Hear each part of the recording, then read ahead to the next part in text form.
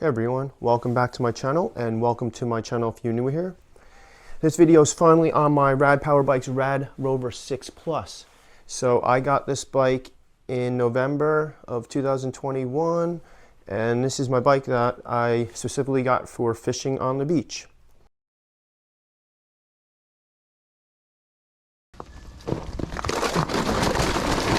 Oh shoot! Oh yeah! Oh yeah! Yo! That was awesome. You think I can go on the left here?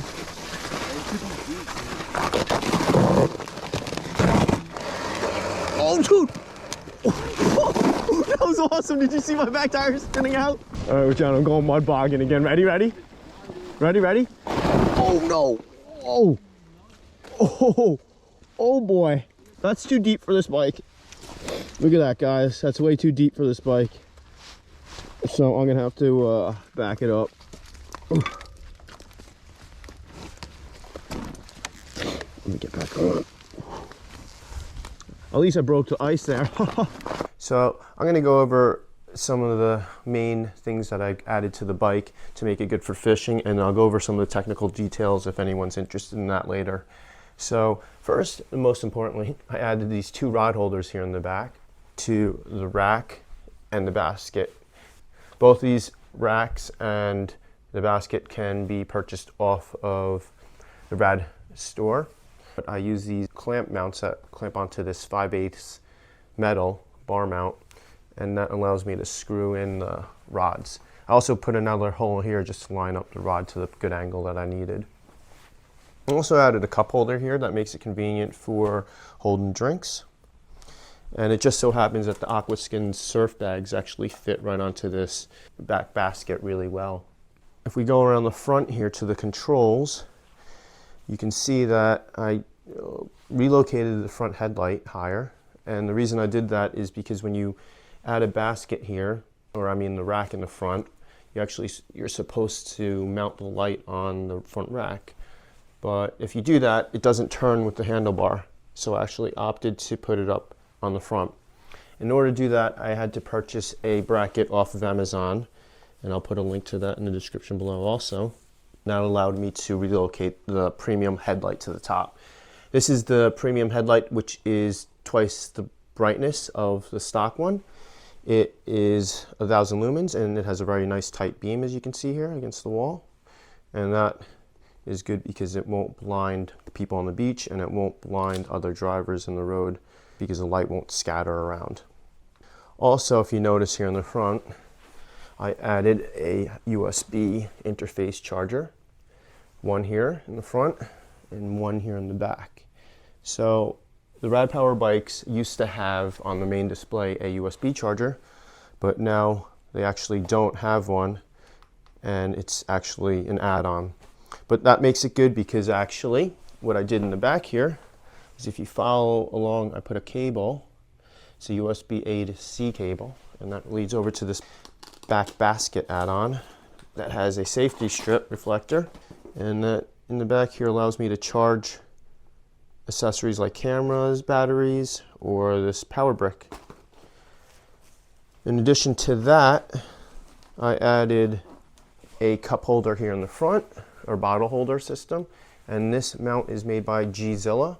They make overland products. It's made of aluminum, and on the other side I added a CD lock, which allows me to lock up my bike. Here on top is a little bag. I think the company is Rhino something, and I'll put a link to that in the description below. And what's cool about this bike is when the power is shut off, which these bikes have a 5-minute auto shut off if you don't touch the throttle or change anything, this USB power in the front and in the rear will stay powered on, so your phone or your camera batteries will remain charged or charging when you're out fishing or doing whatever you do. All right, onto some of the technical things that I did to this bike to change it. I did add a mirror here for safety, and this mirror allows me to see traffic that comes up behind me. Also, to put the headlight on, I did have to get this bar extender to relocate the main display to this upper bar, and that allowed me to put the phone a little higher, which is nicer, I think. I also added this lever here, which you notice is in orange, which matches the rest of the bike theme. And that goes to my PNW Components dropper seat. So what a dropper seat is allows you to actually drop the seat down like a office chair, and this lever adjusts it and allows it to go up, and you just put your weight on it to put it down. Now what's unique about this dropper seat is it does have a built-in air shock system. So it offers some comfort when you're riding a bike, which is a hardtail. This is a hardtail bike because it has no rear suspension. It just has a front suspension system. So what that allows the biker to have a little more comfort when you're going over bumps, because this will go up and down. So another thing I did to the bike, I don't know if you guys could see, but I did add a 3M protective film here. So now that there's a basket on the back, I really don't, and the rods are on the back, I don't swing my foot around to get on the bike, and I don't want to scratch up the frame with my aluminum wading boots, the bars on the bottom. So I added this to protect the paint. Also, another thing I did is I did change the pedals. I changed these pedals to plastic pedals that are slightly lighter, nylon plastic, and I did take out the little pins. I unscrewed them all so they don't rip my waders or ruin any shoes, the bottom of any of the soles of any of the shoes. And those are the mods that I put on the bike. I'm pretty much done modding the bike here. So if you guys are interested in your own rad power bike, go ahead and check out their website. They got tons of different models, from folding models to city models, and models like this one with fat tires for the beach. And be sure to check out my referral code below for $50 off.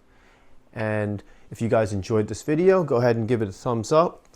And if you want to see more videos like this in the future, go ahead and subscribe to my channel. And as always, thank you for watching.